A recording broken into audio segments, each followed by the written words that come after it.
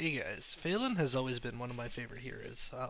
What he allows you to do is at the start of the game you have to discover a 2, a 4, and a 6 drop. And when you go to those tavern tiers, you get those minions quote unquote for free. The cost to this is you skip your first turn, but you think like a free 6 drop is definitely worth taking 2 damage on turn 1 or whatever. Um, where this gets really nutty is some of the like kind of you have kind of set direction already with this. A lot of the 6 drops are kind of game defining in the sense that they give you what a long term direction can be. In this game, I find Tethys as my 6 drop, so I can kind of plan that I'm going to be doing some type of APM comp, and that I can then be a little bit greedier with my trinkets because I know that Tethys is coming up. You can think about it with demons. If you know a Felbat's coming up, you can take a lot of the shot buff trinkets and not have to take that risk of not finding a Felbat later. If you have that guaranteed direction later, um, it gives you a lot of presence, while playing the game for what you want to lean towards. So in this game, for example, I was able to take Lava Lamp as my lesser trinket, and that's more infinite value at Tethys. And then for I kind of whiff on my greater trinket and end up just going Elemental Compass. Just kind of works with the Lava Lamp, kind of works with what I was doing. Found an early Rock and was able to just kind of scale the game from there in a typical APM comp.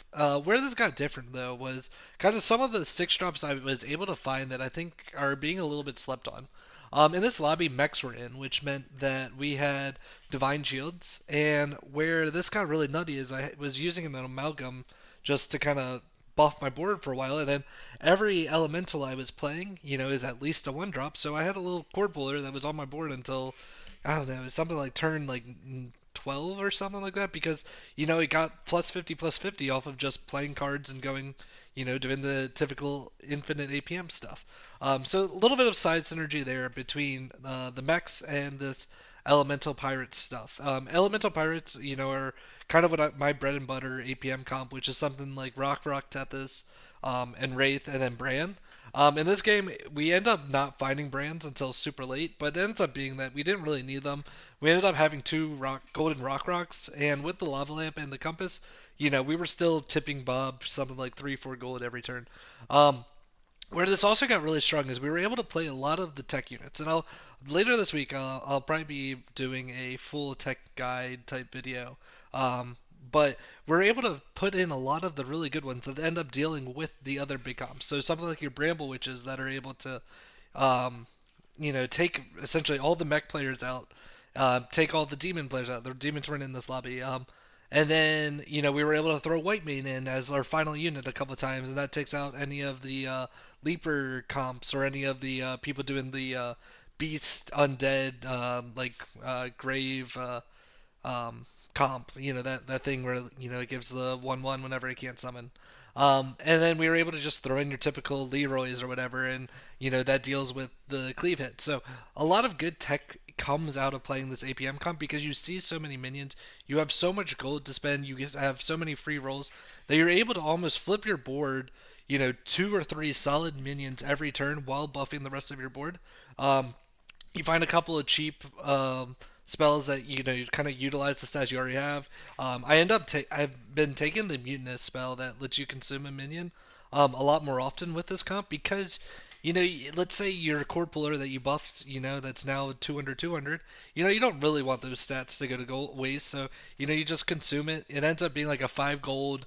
Essentially double the stats of one of your minions permanently, which is really good. And then if you put the buffs on a bramble or some type of utility unit, that utility unit now ends up going 3, 4 for 1 sometimes, and just gets a lot of value on your board. So hopefully, this is something you can kind of think about. Phelan's a really good hero when it comes to having this long-term plan with your game. Really, kind of what I say is your Tavern 2, you want to be some type of scaling unit, whether that be in value or stats. Your Tavern Tier 4, you want to be a stabilized unit. And then your Tier 6, you really want to be your direction. And having that early direction, like I said, you can really play your trinkets to that six drop that you know is coming and make sure you get that long term payout. So hopefully this helps you. Hopefully you guys are able to kind of use this when picking what minions to take at the beginning of the game, and hopefully you guys have a good one. See ya.